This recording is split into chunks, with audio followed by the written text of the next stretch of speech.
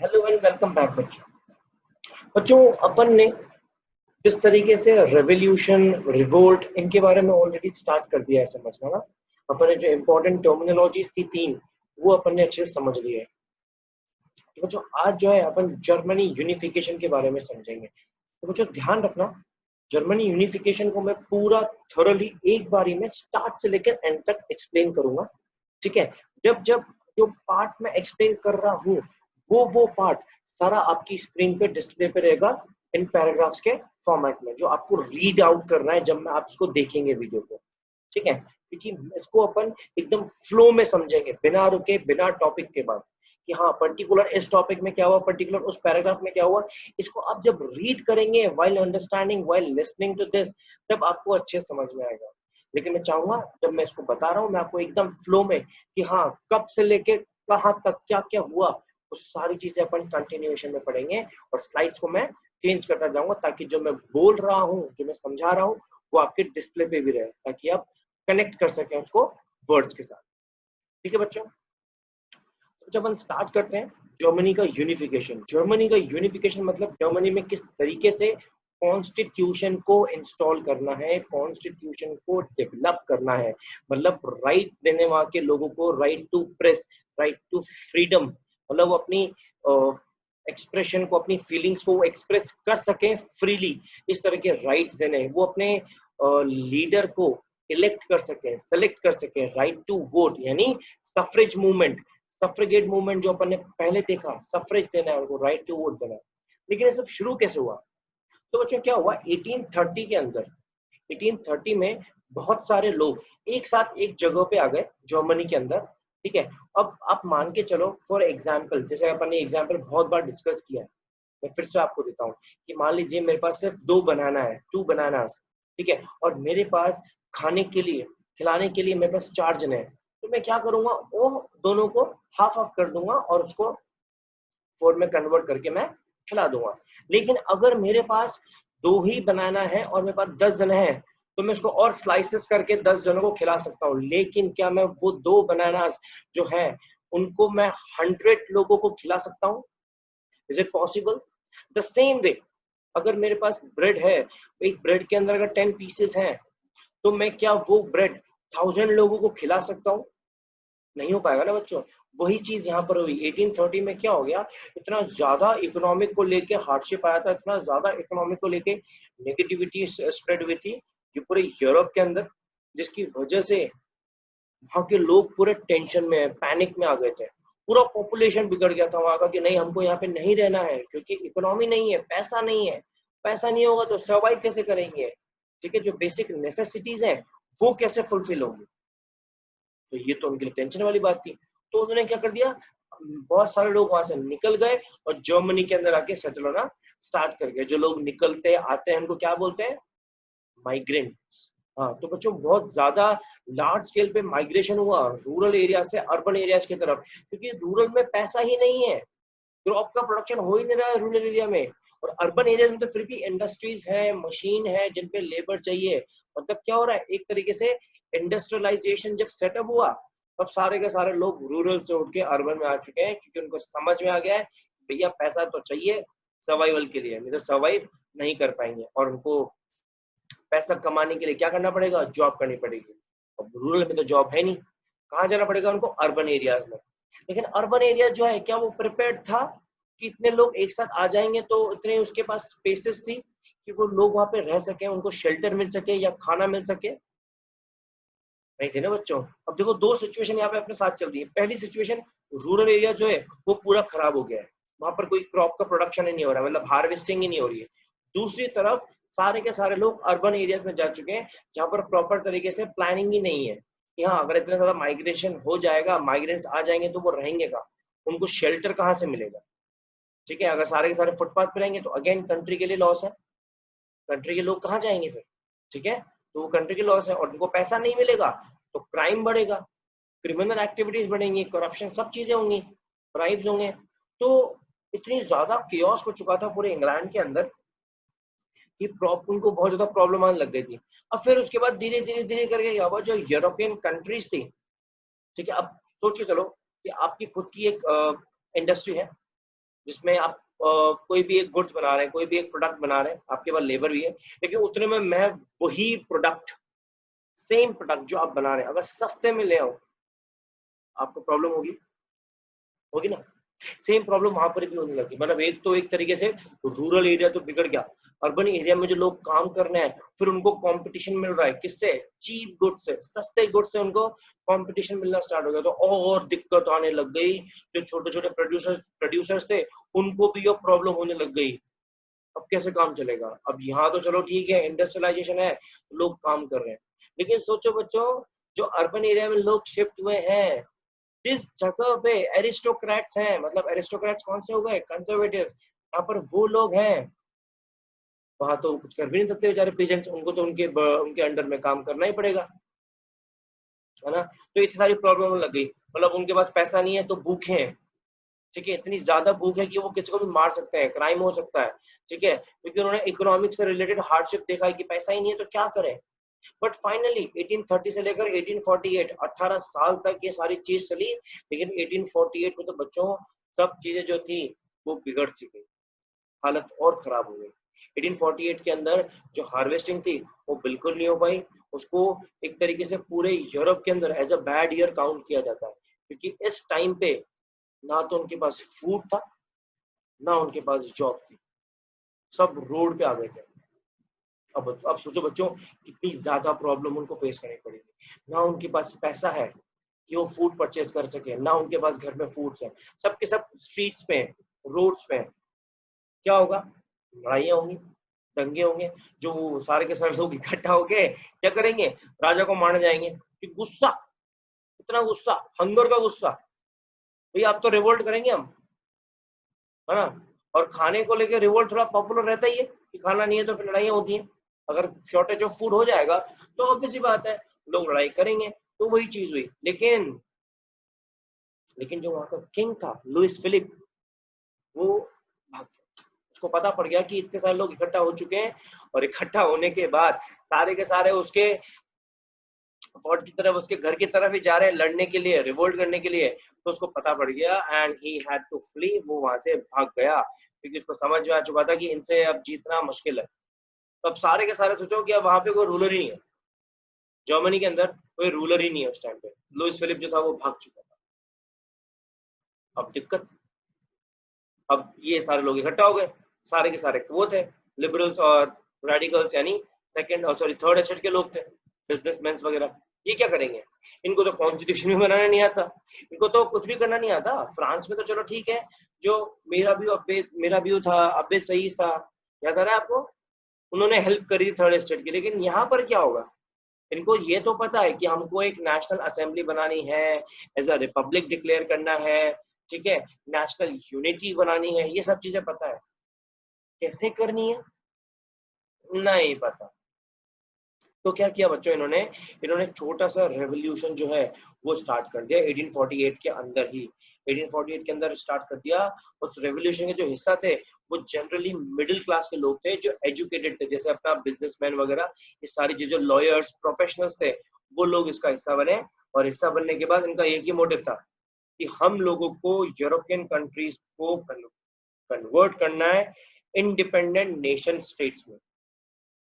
Germany, Italy, Poland, Austro Hungarian empire, इन सबको हमको यूनिफाई करना है, ठीक है। यूनिफाई का मतलब सब जगह पे कॉन्स्टिट्यूशन को इंस्टॉल करना है, ये इनका आइडिया था। इवन उन्होंने एक और चीज बोली, मतलब उनके आइडिया के साथ इन्होंने जो और डिमांड्स रखी वो यही थी कि भैया कॉन्स्टिट्यूशन तो रखना है, लेकिन वो प्रॉपर प्रिंसिपल्स जो होते हैं उन प्रिंसिपल्स के अकॉर्डिंग में ही चलेगा। कि हाँ, राइट टू वर्क या राइट टू, जो फंडामेंटल राइट्स हैं, कॉन्स्टिट्यूशनल रेमेडी, तो चाहे कुछ भी हो, उन सारे प्रिंसिपल्स को फॉलो करने के बाद ही पार्लियामेंट बनेगी। ऐसा नहीं है कि आपने बोल दिया तो बन जाएगा। रूल्स जो होंगे सबके लिए इक्वल होंगे, इक्वालिटी होनी चाहिए, ठीक है, in the eyes of the law. उनको प्रॉपर तरीके से कॉन्स्टिट्यूशन चाहिए था, सब तरह की फ्रीडम चाहिए थी उनको। तो उन्होंने क्या किया, वो सारे के सारे इकट्ठा हुए फ्रैंकफर्ट के अंदर, ठीक है।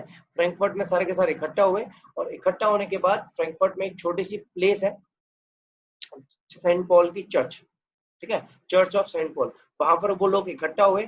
इकट्ठा होने के बाद वहां पर उन्होंने सोचा कि हम लोगों को अपना खुद का ही एसोसिएशन जो है वो बनाना पड़ेगा, हमको खुद के ही ईआर मेंटेन करने पड़ेंगे, ईआर इलेक्टेड रिप्रेजेंटेटिव, हमको खुद को ही वो बनाने पड़ेंगे। ठीक है, तो वहां के जो लोग थे, वहां के सब लोगों ने क्या कर दिया, अपने अपने ईआर सेलेक्ट करना स्टार्ट कर दिए, उनके अगेंस्ट में, उनके फेवर में वोटिंग हुई। तो 18th of May 1848, ध्यान रखना बच्चों, 18th of May 1848 के अंदर, उस दिन में चर्च ऑफ सेंट पॉल के अंदर 831 इलेक्टेड रिप्रेजेंटेटिव सामने आए थे, और उन सबका एक ही मोटिव था कि फ्रैंकफर्ट के अंदर पार्लियामेंट को सेटअप किया जाए। उन्होंने बोला कि हम लोग जर्मन के अंदर कॉन्स्टिट्यूशन को ड्राफ्ट करेंगे, और जब ड्राफ्ट करेंगे तो हमारा एक ही रूलर होगा जो कॉन्स्टिट्यूशन के अकॉर्डिंग चलेगा, उसके अगेंस्ट नहीं जाएगा। अब वो बहुत खुश थे। ठीक है, तो वो सारे के सारे गए वहां पर। जो उस टाइम पे रूलर था फ्रेडरिच विल्हेल्म फोर, ठीक है, जो जनरली उस टाइम पे प्रूशिया का किंग था, Prussia, treaty of Vienna, Prussia, याद आ रहा? हाँ, तो प्रूशिया का वो किंग था। वो लोग गए और इसको क्राउन ऑफर किया, ठीक है, कि आप हमारे जर्मन नेशन के किंग बनेंगे, आप यहाँ पर प्रॉपर तरीके से कॉन्स्टिट्यूशन है, सबके पास राइट्स है। अरे वो बोला क्यों भाई, मैं बनूंगा किंग तो मेरा रूल चलेगा, मतलब वो तो एब्सोल्यूट मोनार्की में बिलोंग करता था, तो वो कॉन्स्टिट्यूशनल मोनार्की में क्यों आना चाहेगा। उसने क्या कर दिया, क्राउन को ठुकरा दिया, मना कर दिया कि इन टर्म्स के साथ मैं आपके कंट्री के ऊपर रूल नहीं करूंगा। अब वो प्रॉब्लम, पार्लियामेंट तो बन गया, कॉन्स्टिट्यूशन तो बना ले, लेकिन रूलर ही नहीं उनके पास। और उसको देख के कंजर्वेटिव हंस रहे कि बना लो, नहीं कर लो पर कर लो, लीडर कौन तुम्हारा, अच्छा वो तो है ही। तो ये प्रॉब्लम उनके साथ होने लग गई। ठीक है, और फ्रेडरिच विल्हेल्म ने तो मना ही कर दिया कि भैया अपन कौन है, कंजर्वेटिव, किसको फेवर करते हैं, एब्सोल्यूट मोनार्की को। तो उसने क्या कर दिया, उनको छोड़ के वो जो दूसरी असेंबली थी उसके पास चला गया, यानी कंजर्वेटिव के पास। अब दिक्कत होने लग गई, है ना। अब जो अपोज कर रहे थे कंजर्वेटिव्स को, और जो मिलिट्री थी जो कंजर्वेटिव्स के अगेंस्ट में थी, वो धीरे धीरे स्ट्रॉन्गर हो रही थी, अपना अपना बेस जो है वो बना रही थी, ताकि वो फाइट कर सके। क्योंकि कहीं ना कहीं जो लिबरल्स थे, जो रेवोल्यूशनरीज थे, उनको ये डर था, कल को हमारी फाइट हो गई तो, है ना, we need to be ready. तो वो लोग अपनी आर्मी को स्ट्रॉन्ग कर रहे थे ताकि पार्लियामेंट खराब ना हो, कॉन्स्टिट्यूशन ना बिगड़े, अपना अपना बेस जो है वो बनाते हुए जा रहे थे। लेकिन सोचो बच्चों, क्या लिटरली लिबरल्स आर्मी को मेंटेन कर पाएंगे, या कंजर्वेटिव्स आर्मी को बना पाएंगे, मेंटेन कर पाएंगे? ये हुआ, वही हुआ बच्चों, लिबरल्स आर्मी को मेंटेन नहीं कर पाए, कंजर्वेटिव्स आर्मी को मेंटेन करते थे। लेकिन यहाँ पे ट्विस्ट क्या आया बच्चों, कि जो आर्मी थी उसकी जो मेजोरिटी थी वो मिडिल क्लास की थी, जिनके ऊपर कंजर्वेटिव्स रूल कर रहे थे। That means absolute monarchy. Confuse मत होना, ध्यान से सुनना इसको स्लो में, ठीक है। जो आर्मी थी, वो आर्मी के अंदर जो मेजोरिटी थी, वो मेजोरिटी किसकी थी, मिडिल क्लास की। तो ऑब्वियस सी बात है, भले ही वो कंजर्वेटिव्स के अंडर में हो, एब्सोल्यूट मोनार्की के अंडर में हो, लेकिन वो उसको सपोर्ट कौन कर, वो सपोर्ट किसको करेगी, मिडिल क्लास को, क्योंकि वहां पे डोमिनेंसी है किसकी, मिडिल क्लास की। ठीक है, अब धीरे धीरे करके क्या हुआ, जो उनके फेवर में थे उनको मजा आने लग गया। अब सिचुएशन देखो बच्चों कितनी वर्स हो गई है, समझना। तीन तरह के लोग, कंजर्वेटिव यानी high class, middle class, lower class, है ना। अब लोअर क्लास ने क्या कर दिया, सॉरी मिडिल क्लास, ठीक है, सॉरी, मिडिल क्लास ने क्या कर दिया, सारी की सारी अपनी डोमिनेंसी, ऑब्वियस बात है आर्मी के अंदर ज्यादा, जैसे मैंने बताया, लोग कौन से थे, मिडिल क्लास के थे, तो डोमिनेंसी मिडिल क्लास की चली। अभी हायर क्लास जो है कंजर्वेटिव, वो यहाँ बैठी है, और ये दोनों साथ में, इन दोनों में से जो एक था उसने क्या बोला कि मेरी डोमिनेंसी चलेगी। जो थर्ड कैटेगरी थी लोअर क्लास, जिसके अंदर आर्टिसंस, पीजेंट्स, ये जो लोग थे, जो वर्कर्स थे, इन्होंने जब डिमांड रखी, तब मिडिल क्लास ने मना कर दिया कि हम आपके डिमांड क्यों माने, आर्मी हमारे फेवर में। उनको गुस्सा आ गया, उन्होंने भैया इनका सपोर्ट छोड़ दिया कि हम इस पार्लियामेंट को फेवर नहीं करते, हम इस कॉन्स्टिट्यूशन को फेवर नहीं करते। और फाइनली जो ट्रूप्स हैं वो बोला, अब तीनों अलग अलग हो चुके हैं ना, हाई हाई क्लास तो अलग ही है, मिडिल अलग हो चुका है और मिडिल ने इसका सपोर्ट भी खो दिया। तो फाइनली ट्रूप्स को बुलाया गया और असेंबली को तोड़ा गया। लेकिन असेंबली को तोड़ दिया, लेकिन उनके आइडियाज, उनके कॉन्स्टिट्यूशन जो उन्होंने ड्राफ्ट किया था वो अभी भी बच्चों पेंडिंग है। ठीक है, इसके ऊपर अभी भी कंजर्वेटिव जो है वो चाहते हैं कि इसको रोका जाए, इसको आगे नहीं बढ़ना है, इसको आगे नहीं बढ़ने देना है। ठीक है, लेकिन वो कुछ नहीं कर रहे थे। पता है क्यों? क्योंकि मिडिल क्लास के पास कोई रूलर ही नहीं था, सिर्फ कॉन्स्टिट्यूशन रेडी। मतलब ये तो वही बात होगी, आपने खाना बना लिया है लेकिन खाना खाने के लिए कोई नहीं है, तो वो बना हुआ खाना कहाँ जाएगा? फेंक तो नहीं सकते अपन, पैसे नहीं है ना अभी, फेंक तो नहीं सकते। मतलब वही बात होगी, आप लोगों ने तैयारी कर ली है लेकिन एग्जाम्स नहीं हो रहे। नहीं, इसमें तो आपको खुशी मिलेगी, आपने तैयारी नहीं करी लेकिन आपके एग्जाम्स हो गए, दिक्कत आएगी ना एकदम से आपको। वही वही सारी की सारी चीजें जो है, प्रॉब्लम जो है आपको देखनी पड़ी वहां पर, और उनको भी फेस करनी पड़ी वो सारी की सारी। ठीक है, तो अब क्या होने लग गया, जो लिबरल का मूवमेंट था उनके पास रूलर नहीं है, उनके पास जो किंग, जो उनके आइडियाज को, उनकी कॉन्स्टिट्यूशन को फेवर कर सके, वैसा उनके पास कुछ है नहीं। तो वैसा उनके पास कुछ है नहीं बच्चों। तो ये प्रॉब्लम जो है उनको फेस करनी पड़ रही थी। कितना नुकसान है ना बच्चों, कि उनके पास कॉन्स्टिट्यूशन भी ड्राफ्ट हो गया, लोग भी इकट्ठा हो गए, लेकिन उनके पास कोई रूलर ही नहीं है। लेकिन बच्चों जब ये सब चीजें हो रही थी, जिस तरीके से फ्रेंच रेवोल्यूशन में जब 5 मई को स्टेट जनरल कॉल करी गई थी, तब विमेंस का भी पार्टिसिपेशन था। वो से बालकनीज में खड़ी थी, ऑब्जर्व कर रही थी। सेम वे यहाँ पर भी ऐसा ही हुआ, विमेंस का जो पार्टिसिपेशन था वो ज्यादा था, मतलब जो पॉपुलेशन थी विमेंस की वो ज्यादा थी, लेकिन अगेन वो सिर्फ बालकनी में खड़े थे और वो सिर्फ ऑब्जर्व कर रहे थे कि चीजें किस तरीके से हो रही हैं, क्या उनके फेवर में चीजें आ रही हैं या नहीं आ रही हैं, लेकिन उनके फेवर में नहीं आई। ठीक है, they were denied the voting rights during the elections of the assembly, उनको राइट टू वोट नहीं मिला। जबकि लिबरल मूवमेंट जो था वो बहुत ज्यादा सप्रेसिव हो रहा था। अब देखो बच्चे, सिचुएशन क्या होगी जर्मनी में, कि जो लिबरल्स हैं वो रिप्रेस कर रहे हैं, वो सप्रेस कर रहे हैं, लड़ रहे हैं। सॉरी, जो लिबरल्स हैं, सॉरी बच्चों वापस से बोलता हूँ, जो लिबरल्स हैं, ठीक है, वो सारे के सारे रेवोल्यूशन लड़ रहे हैं, सारे के सारे रिवोल्ट कर रहे हैं कि हमको कॉन्स्टिट्यूशन चाहिए, हमको फ्रीडम चाहिए, हमको राइट चाहिए। और जो कंजर्वेटिव हैं दूसरी तरफ, वो सारे के सारे इसी रेवोल्यूशन को सप्रेस कर रहे हैं। वो रिवोल्ट करते हैं, ये सप्रेस करते हैं, वो रिवोल्ट करते हैं, ये सप्रेस करते हैं। तो बच्चों जो साइकिल थे ना रेवोल्यूशन की और रिप्रेशन की, ये कंटिन्यू चलती गई चलती गई चलती गई।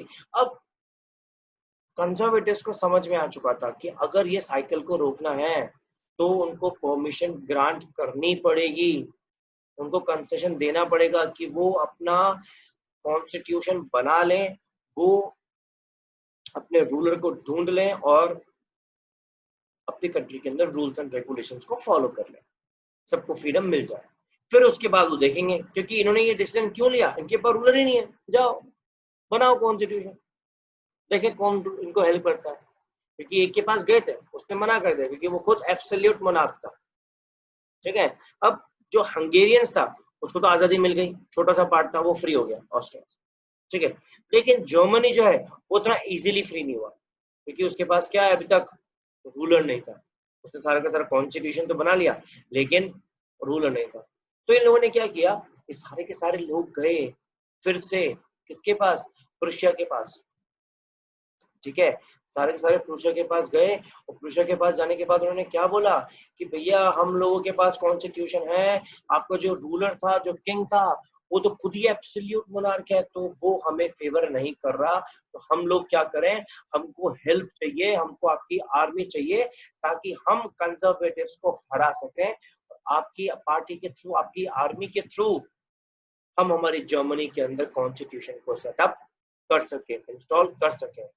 तो फाइनली 1848 के अंदर, 1848 के बाद पूरे यूरोप में नेशनलिज्म स्प्रेड होना स्टार्ट हो गया था, और जिस तरह का रेवोल्यूशन चल रहा था डेमोक्रेसी को लेके, वो इतना ज्यादा फैल गया था कि लोगों के सेंटिमेंट्स ऑटोमेटिक अटैच हो गए। देख रहे हो बच्चों किस तरीके से रोमांटिसिज्म भी आ गया, सेंटिमेंट्स हैं वो अटैच होने लग गए और लिबरल मूवमेंट था ये बहुत बड़े लेवल पे चला गया। तो फाइनली जो प्रूशिया था उसने इसकी हेल्प करी, ठीक है। जो लार्ज लैंड ओनर्स थे जिनको जंकर्स बोलते हैं, उसने भी उन लोगों को सपोर्ट किया और फाइनली जो लीडरशिप थी वो प्रूशिया ने उठाई और मुद्दा क्या बनाया कि हम लोग नेशनल यूनिफिकेशन पे काम करेंगे।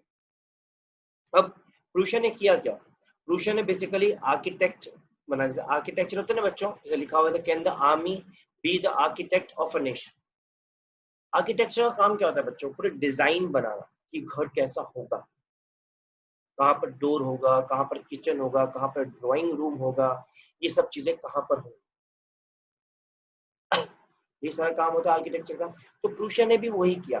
जो प्रूशिया का उस टाइम में जो चीफ मिनिस्टर था ऑटोमन बिस्मार्क, उसने भी यही किया, उसने पूरा आर्किटेक्चर बनाया कि हम लोगों को कब कब कहाँ कहाँ कैसे वॉर लड़नी है और किस तरीके से हराना है, ठीक है। उसने पूरा प्लानिंग किया। उस प्लानिंग के बाद उसने बोला अब इसको हम एग्जीक्यूट करेंगे। तो क्या किया उसने, उसने प्रशियन आर्मी की हेल्प ली, सारे के सारे लिबरल्स इकट्ठा हुए जर्मनी के अंदर और उन्होंने 7 साल, yes they fought for 7 years, 7 साल तक लड़ाइयां लड़ी 3 अलग अलग कंट्रीज से, ऑस्ट्रिया, डेनमार्क और फ्रांस, ठीक है। they fought 3 wars in 7 years, ठीक है। they fought 3 wars in 7 years, 7 साल तक 3 लड़ाइयां चली और लड़ाइयों के बाद फाइनली ऑब्वियस सी बात है प्रूशिया की आर्मी, जर्मन के लिबरल्स सारे इकट्ठा हो गए, तो अपने आप में बहुत बड़ा हो गया, वो बहुत बड़ा ग्रुप बन गया जो किसी को भी हरा सकता था। तो किसी को मतलब इसीलिए जो वॉर हुए सारे के सारे एंड हुए प्रशियन की विक्ट्री के साथ, और इसी के साथ यूनिफिकेशन का प्रोसेस भी कंप्लीट हुआ बच्चों यहाँ पे। अब कहीं से कोई कंजर्वेटिव नहीं है, जो भी है सिर्फ लिबरल्स है और प्रूशिया का पूरा सपोर्ट है, क्योंकि प्रूशिया का चीफ मिनिस्टर जो है वो कॉन्स्टिट्यूशनल मोनार्की में बिलीव रखता था।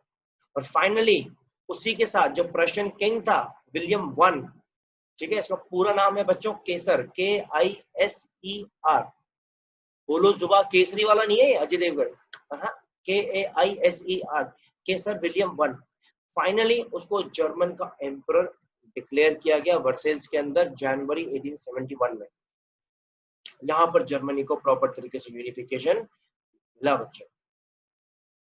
आया बच्चों आपको समझ में कि जर्मनी को कैसे यूनिफाई मिला, किस तरीके से एक हंगर हार्डशिप की रिवोल्ट बना, उससे लोगों ने पार्लियामेंट बनाई, उस पार्लियामेंट में 831 इलेक्ट हुए, उन्होंने क्राउन ऑफर किया, वो क्राउन को रिजेक्ट हो गया, फिर कंजर्वेटिव्स उनके ऊपर उनको सप्रेस करते हैं, फिर वो रेवोल्यूशन लड़ते हैं, वो साइकिल कंटिन्यू चलती गई, साइकिल को तोड़ा गया। कैसे तोड़ा गया, इन्होंने क्या कर दिया, इन्होंने सोचा कि इनके पास कोई रूलर नहीं है तो इनको बोल दिया कि आप अपना कॉन्स्टिट्यूशन बना लो। फिर ये सारे के सारे किसके पास गए, प्रूशिया के पास गए। प्रूशिया का जो चीफ मिनिस्टर था उसने पूरा मैप बनाया कि कैसे कैसे फाइट लड़नी है। प्रूशियन आर्मी के साथ वो लोग गए, उन्होंने 3 लड़ाइयां लड़ी, ठीक है, 7 साल तक, ऑस्ट्रिया, डेनमार्क एंड फ्रांस के साथ। फाइनली सारी की सारी जो वॉर्स थी वो एंड हुई प्रशियन विक्ट्री के साथ। इसी के साथ जर्मनी जो है यूनिफाई हुआ 1871 में वर्सेल्स के अंदर, और जर्मनी का किंग कौन बना, द केसर विलियम वन, जो पर्शिया का किंग था। और फाइनली जर्मनी को अपना खुद का कॉन्स्टिट्यूशन मिला, ठीक है। आया बच्चों समझ में, अच्छे से इसको आप रीड करते हुए समझिएगा, ठीक है। आई होप आपको ये अच्छे से आ जाए बिकॉज ये बहुत इंपॉर्टेंट है, ठीक है बच्चों। तो फिर मिलेंगे आपसे हम अगले यूनिफिकेशन के साथ, तब तक के लिए आप घर पे रहें, बाहर ना निकले, ठीक है। सतर्क रहे, सतर्क ज्यादा हो गया चलो बच्चे, बाय बाय।